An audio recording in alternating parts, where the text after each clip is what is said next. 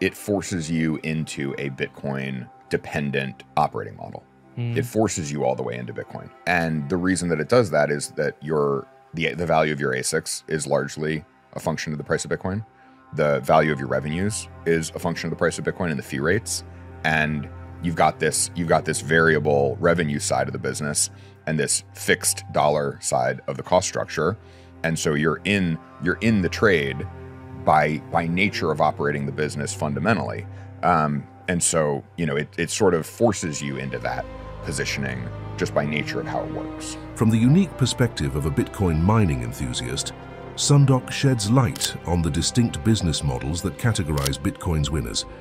Mining, financial institutions, and the evolving energy narrative are key components he dissects, showcasing the transformative potential of Bitcoin across different sectors.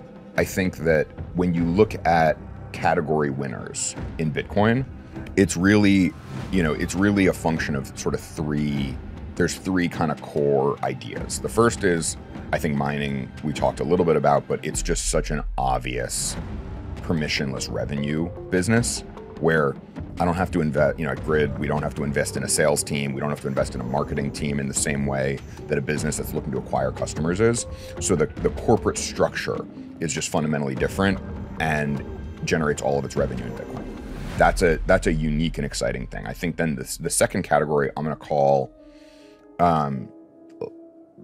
financial institutions. And I think, buy, sell Bitcoin is one function, but also all of the financial engineering layers around Bitcoin, which I think, some people can't stand, but I think they're just sort of inevitable and net positive. The ETF falls into a category like that. The Unchained Loan program falls into a category like that. But there's sort of this financial layer. And then the third, I think is where the most time needs to be applied to the business models. There's two things happening. Yeah. One is just that the trend of acceptable data that these folks are going to be willing to tolerate is growing and growing really well. So it's happening on the energy front. Bitcoin is just not an environmental problem. It is an environmental solution. It's happening. It's getting built out everywhere. Iris is doing it. Grid is doing it. Lots of different miners are choosing these power sources, not because they're, righteous tree huggers, but because they have economic interest in the long-term viability of their mining operations. And so they're selecting the lowest marginal cost generation sources, which also happen to be the least carbon intensive ones as well, because we don't have to buy a barrel of oil to spin a turbine. We have to watch the water go where it was going to go anyway and get the electricity on the other side, or the isotope that's going to heat up the water and spin the turbine. Those are the better sources of energy for mining, not just because they're good for the environment, they happen to be, but also because they're the economic choice, the rational economic choice. Does that happen everywhere 100%? No, but on a net basis, it's hugely positive. And so that argument is just a function of time at this point, where the data needs to be collected, digested, and pushed through, the academic meat grinder to put papers out on the other side. That's all happening. I really recommend folks read the KPMG study, the Cornell study. Those are both great, and make it very, very obvious. We're seeing, the Biden administration wants to add more regulation and penalties to wasted methane. I sure know a way to deal with that. The mining community's been all over this for 3, 4, 5 years. We're already ahead. And we being the mining community have deployed huge amounts of infrastructure, capital, and efforts in capping flared gas, not because we have a huge ideological view on how much methane should be spouted into the environment, though many of us do, but because it's a rational economic decision to take a wasted resource and turn it into a productive resource. So I've said on this podcast in the past that Bitcoin demonetizes the political class and remonetizes the productive class. This is the second part. This is the remonetizing of the productive class, who now has a set of tools that can be brought to bear across a number of different wasted assets, whether that's underutilization or straight up just spit into the air, which is obviously a net negative. Bitcoin fixes this very, very obviously. And, so I think the energy argument is sort of, it solves some of Bitcoin's intangibility problem, because I go to an oil field, I plug in genset, I plug in miners, equals revenue, right? That equation is obvious and physical. So I think the miners are so well positioned to debunk some of these energy myths, and not only debunk the energy myths, but demonstrate an ability on a productive basis to be a solution. So that's happening. I think, the other side of it, and where the tangibility really is tougher, is, in America or in England or in Europe or wealthy developed nations, Bitcoin is not visibly solving an inflation crisis. Go somewhere with 30, 40, 50% inflation and ask them, do they want local currency or do they want dollars or Bitcoin? Today's video is sponsored by Stampseed. Don't store your Bitcoin in cold storage without stamping your seed phrase on an indestructible titanium plate. Stampseed is fireproof, rust-proof, impact-proof, and easy to hide. It has no loose parts and will give you ultimate peace of mind that your Bitcoin is safe and sound for the long term. Click the link in the description below for 15% off your stamping kit.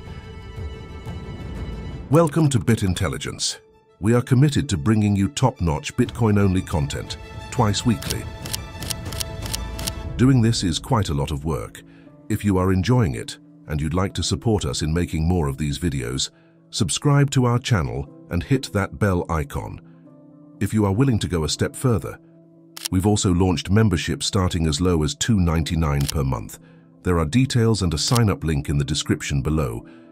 If you're already a Bitcoiner and you'd prefer to tip your server in sats, you can donate to our Lightning wallet here. Okay, back to the video. Bitcoin's not going to fix human fear. So I think Americans are really good at owning some Bitcoin.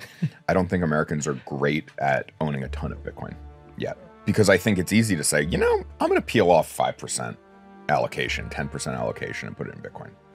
I think it's really hard to say I'm going to pull off 50% allocation or 90% allocation and put it in Bitcoin. I think those are the sort of, that's the chasm that the wealthy developed world is going to struggle with. Now, Bitcoin may force this upon them by turning 5 to 10% allocation into 50% allocation. And so they may end up there by accident with less Bitcoin, but in the same portfolio construction. But I think, I really think that the inflation resistant argument is hard when you work in a place that has low inflation or relatively low inflation. We talked about the different Bitcoin business models, but that's why I get so excited about mining, is because it forces you into a Bitcoin dependent operating model. It forces you all the way into Bitcoin. And the reason that it does that is that the value of your ASICs is largely a function of the price of Bitcoin. The value of your revenues is a function of the price of Bitcoin and the fee rates. And you've got this variable revenue side of the business and this fixed dollar side of the cost structure. And so you're in the trade by nature of operating the business fundamentally.